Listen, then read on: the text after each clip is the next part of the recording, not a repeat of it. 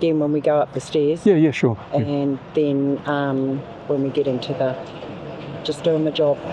Yeah, I know. Oh, nothing personal. I know, I understand. Yeah, I just actually feel sorry for you having to work under these conditions. I hate doing this, so. Yeah. Huh? Yeah, of course.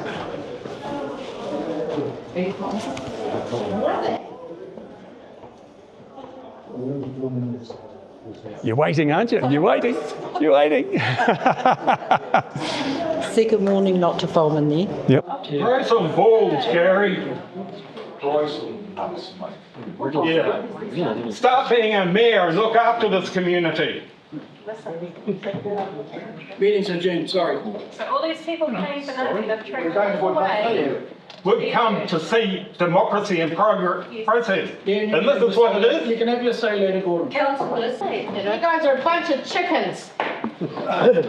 What do you think, the alarm went off? Those are scenes from the meeting of our council on Thursday morning of last week. I told you there'd be drama, and we're not over yet. I never thought for one moment, as I set out to the council chambers on Thursday morning, that I would end up in a knife fight with the mayor in the car park shortly afterwards. No, it didn't happen. But you wanted drama. I thought I'd add that for a bit of dramatic flair. No, that didn't happen. But everything else that I'm about to tell you did happen. And oh my goodness, if you want to know what this is about, why I've got stitches in my head, you'll have to wait to near the end of the video and I'll explain that. But in the meantime, let's rewind. Now, those of you who've been watching the channel for some time know that I have asserted my right to film meetings of our council on a number of occasions, and our mayor just doesn't like it. He does not want an independent record of council meetings. Why is that? Well, it's because the council has its own record that they are free to edit, amend, delete as they choose, so as to remove bits that may be embarrassing to them and bits they don't want the community to see, and that's not acceptable. An incomplete record is not a record. So I rock up on days when there's really important issues with my camera because I want an independent record that they can't tamper with, and they don't like that. So on previous occasions, the mayor has adjourned meetings. He has called the police on me. Yes, he's called the police. Then the police have attended and told the council, don't be stupid. He's well within his rights. You can't arrest a man who's not breaking the law. So simple as that. And with that in mind, the meeting was Thursday. So on Wednesday afternoon, I thought, they've threatened me with trespass, so I better fill the police in on what I plan to do so they know I'm not a nutter running riot in the council chambers. So I rocked up to the local police station and I spoke to the lady behind the desk and said, look, I'm Bruce Simpson. You may get a call tomorrow to enforce a trespass order because I'm going to the council to exercise my rights under the Bill of Rights in compliance with the council's standing orders that the mayor refuses to acknowledge. And I'm going to record the meeting that is taking place. The council has threatened to trespass me. If they do, I will stay until police arrive and ask me to leave. Because I've done the research. I'd spoken to people who are familiar with the law and police policy. I'd looked online, and the policy for trespass is to de-escalate wherever possible. Arrest is a last resort. The policy says if you arrive, you ask the trespassing person to leave. If they don't leave in a reasonable amount of time, then you arrest them. That's their policy, right? So I thought if I fill them in, they'll know that all I got to do is turn up and ask me to leave and I'll leave. There's not going to be a big confrontation or a big problem. I didn't want them to get worried. So I thought, fine. Anyway, that was it. I came home. Now, 8:20 on Thursday morning, as I was preparing, packing my camera gear up, getting ready to go off and film this meeting, I get a phone call from the police. And the policeman says, Mr. Simpson. And I said, yes. He said, this is just a call to let you know that if we have to attend the council this morning, you will be arrested. No ifs, buts or maybes, we will arrest you. And I thought, well, hang on a minute, that seems to be an awfully big deviation from policy, and I queried that. He says, no, we will arrest you. And I thought, why the hell have they decided to set aside policy and simply say, we'll arrest you? That doesn't seem particularly fair. Anyway, I said, well, that's a risk I'm prepared to take. And that was the end of the conversation. Now, subsequently, I have been told by people in a position to know that the council and the police had a conversation about me. So I dare say the police may have contacted council to say, what's going on? Why are you trespassing this person? And the council will have told them a load of bullshit about he's a constant nuisance. He's done this before, and he's just please come and arrest him if we trespass him. So the police called me to let me know that, policy's out the window this time, boy, you're going to get arrested. Is that reasonable? Is that fair? I don't know. I'm not blaming the police. I think that if they made that decision, it was based on misinformation given to them by council. Anyway, I may be in a position to find out exactly what happened later on, and I'll explain that towards the end of the video as well. So Thursday morning, there I am, just got off the phone with the police, put my pack on, head off to the local council chambers, camera on my back, ready to film events. Now, as I rock up to the council building, a staff employee, council employee comes out, lovely woman, comes out and says, look, Bruce, I'm sorry, but if you go in there with your camera gear, I'm going to have to trespass you. I'm sorry. And I said, that's fine. You're just doing your job. You've got no option. You've got to do what you're told. I said, nothing personal. I'm quite happy. You do what you've got to do. And she smiled and I went in. When I got upstairs, oh man, it was brilliant. The community had turned out en masse. The public gallery was packed to bursting. Brilliant. The community had listened to my call and they'd responded. They were there to assert their rights, to remind the council who they work for, and to watch what goes on, to make sure that the councillors are held accountable for the votes that they cast and the decisions they make. It was fantastic, absolutely brilliant. And great, so I went over, I started unpacking my camera gear, and the lovely lady from the council came up again and said, look, Bruce, this is your second warning. If you don't stop, we'll have to trespass you. And I said, fine, do what you got to do, no problem. And I thought at that stage, hang on a minute, why am I getting a second warning? What's going on here? Surely I should have just been trespassed. I'm just doing what she said I'd get trespassed for, and she's just given me a warning that if I don't stop. So I thought, well, see what happens. And at that stage, I realised that I don't think I'm going to get trespassed. I think what's happened is the councillors consulted their lawyers after I warned them, and their lawyers have said, for goodness sake, do not trespass this man because you'll be breaching the Bill of Rights and he can sue you for a snotload of money and you won't have a leg to stand on.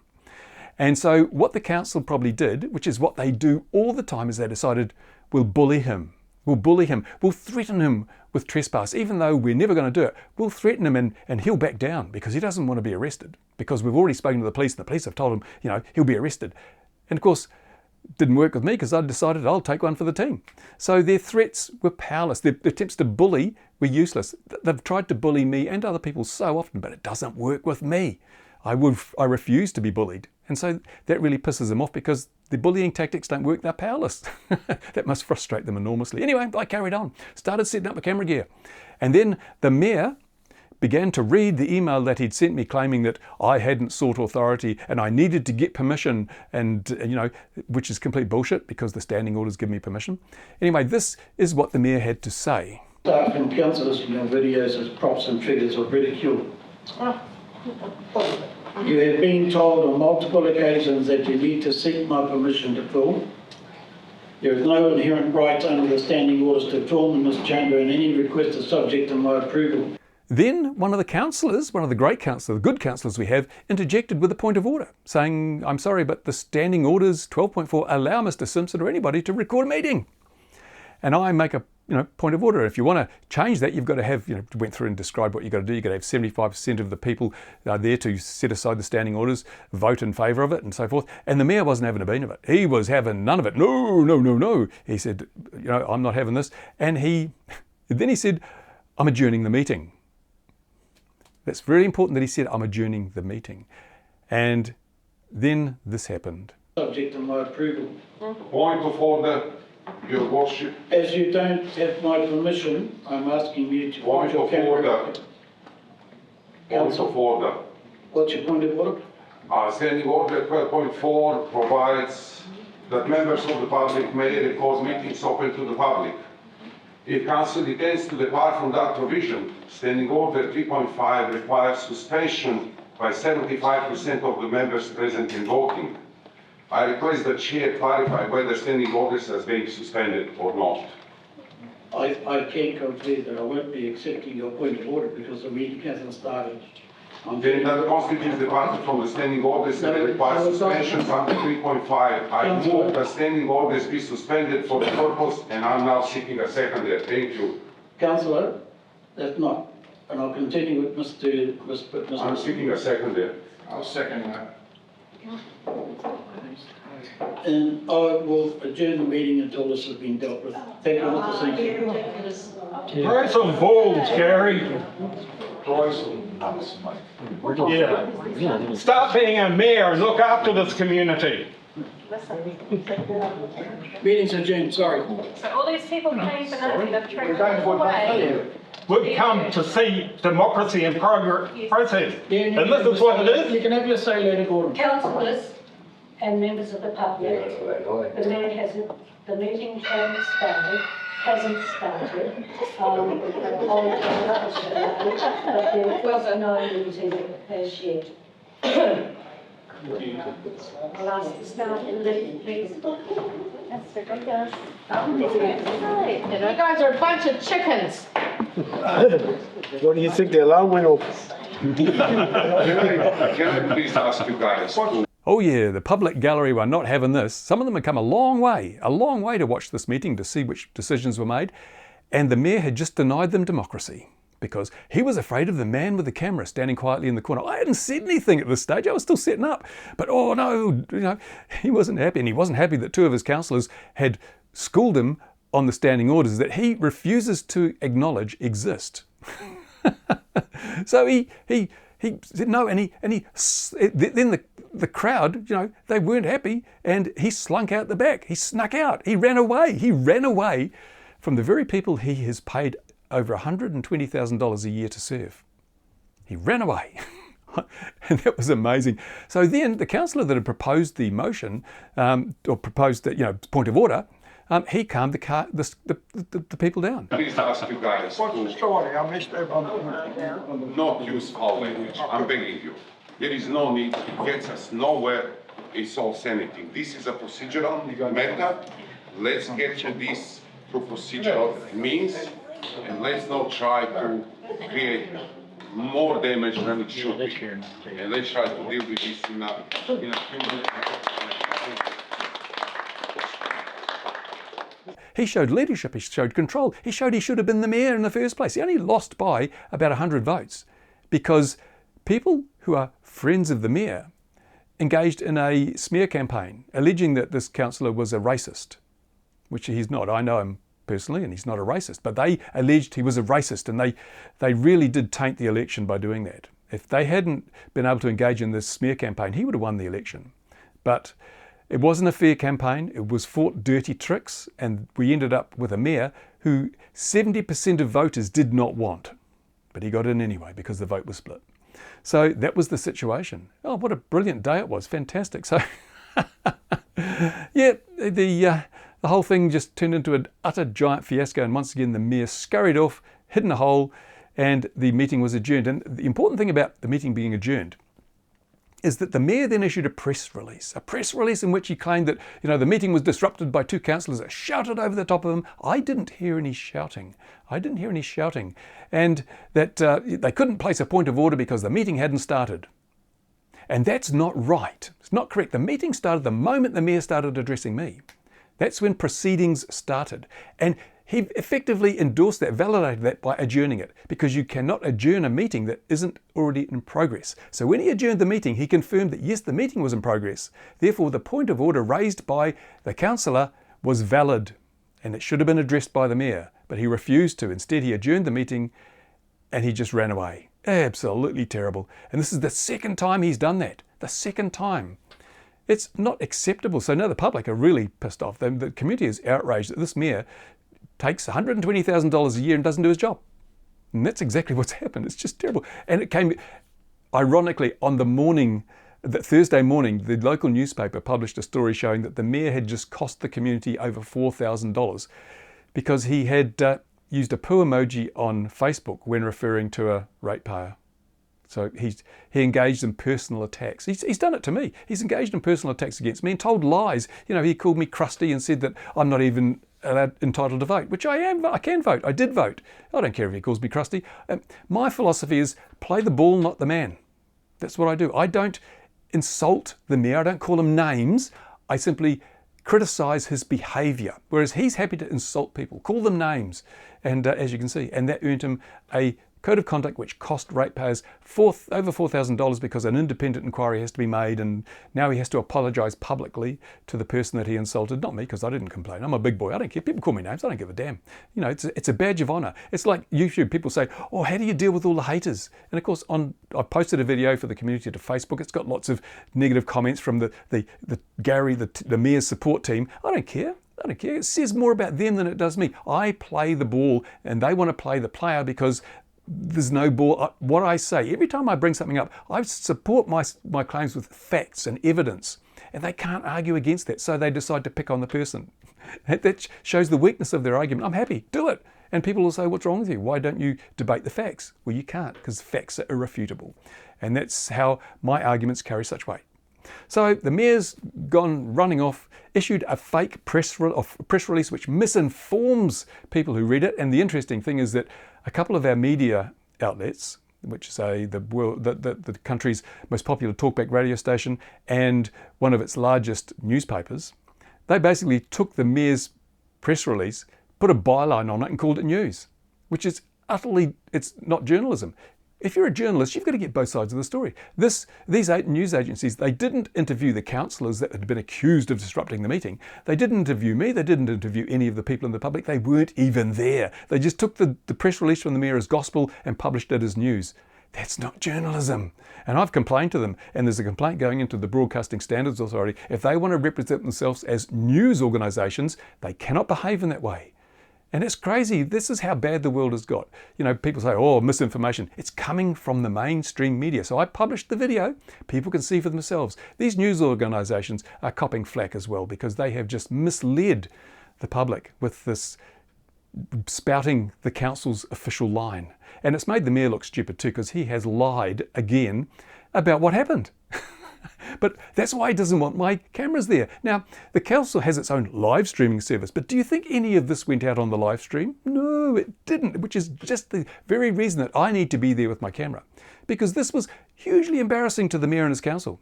So it wasn't live streamed. They didn't turn on the live stream to show what was happening. No. And it will never go in the archive, even if it was recorded. But I've got footage, and this is why they hate me, because I can show the public what really happens in these situations. If the public had just relied on the press release, they would have been misinformed and thought, oh, it was these terrible councillors that ruined the meeting, or this guy with his camera ruined the meeting. It was the mayor. The mayor had a tantrum and threw his toys out of the cot. And everyone can see that happened through the footage. And that's why the mayor hates my camera, because people get to see what he actually does rather than what he says he does. And that is unacceptable. So there you go. That's what happened on Thursday. Now, what happened here? What's going on here? Well, I had to consider very carefully. I was scheduled to have surgery on my head at 12:15 on Thursday, just shortly after the meeting. So my plan was, after leaving the meeting, I would go off and have this little bit of surgery done, and that'd be it. But if I got arrested, I wouldn't be able to get the surgery done. God knows when I could get it rescheduled, and probably I'd be up for costs because I didn't turn up for the appointment. So that was a risk I really had to take. And I decided I would take that risk. If the police were going to come and arrest me, and that happened, that's just tough shit, because I've got to stand up for the community. And I was so buoyed that the community was there standing up for itself. It's a turning point in this community's growth. They've suddenly taken a responsibility for their own future, and it is bloody brilliant. So where do we go from here? That's the next thing. What's happening next? Well, I'll tell you. I have done an Official Information Act request for all the communications between councillors and staff and external consultants, including police and lawyers, and everything that relates to me in the last 30 days. Because I want to see what they've been saying. And I have been told, off the record, that there's some really damaging stuff in those emails. And I'm pretty sure that there's been conspiracies within council to try and get to me. And I'm going to expose those to the public. They can see how the council works behind the scenes, and why that it is so important we lift the veil of secrecy so that people can see what's going on. Because in this meeting, one of the reasons it was so important is the council was about to vote on closing public access to workshops. They'd only opened public access a month before, and now they wanted to close it before they'd even had a workshop open, because they don't want people seeing what goes on, because it's such a shambolic three-ring circus, they would be embarrassed. So they wanted to close it down. And that's after many of the people in council ran on the platform of openness and transparency. And they want to do exactly the opposite. So people wanted to see who was voting which way. So by looking at what these emails say, the community will understand why it is so important that openness and transparency is forced on this council, because if they're saying really shitty things about me, what are they saying about you as a ratepayer or as a citizen, as a person out there that they may not like? They may decide you're not a friend of council, we're going to get you, we're going to bully you like they bully me, or try to bully me. Doesn't work. So this is a really watershed moment. This is blowing the lid right off the underhand tactics of this council, this ridiculous attitudes, the fact that the mayor was prepared to break his own standing orders, an act of parliament, and breach my Bill of Rights. It's just not the way democracy is supposed to work. It's not the way things work in a free society, and I'm the man that's spoiling it for the mayor. Oh dear, how sad. I'm so pleased. There we go. That's it. Yep. And I just wish that the hobby would be as unified as this community was on Thursday. If we all got together and stood up for ourselves, we wouldn't have this ridiculous overregulation to the point where we're all considered to be potential terrorists because we fly toys. We need to take a lesson from this community, stand up for ourselves as a single unified group. Because there's strength in numbers. As we saw in this council meeting, there's strength in numbers. This council's running scared now of the people it's supposed to serve, the people it has shown contempt for too long. And that's great. We need to do the same thing with the rights of drone and model aircraft flyers. But unfortunately, my attempts in the past have failed because it's always someone else's job. And it was always someone else's job in this community until I finally got people to rally around and recognise, by constantly keeping them informed of all the crazy, batshit, stupid things that this council has been doing. They finally had enough and decided if we don't take a stand, it's just going to continue. So they took a stand, and it's making a huge difference. Let's learn a lesson from that. It's about time we took a stand.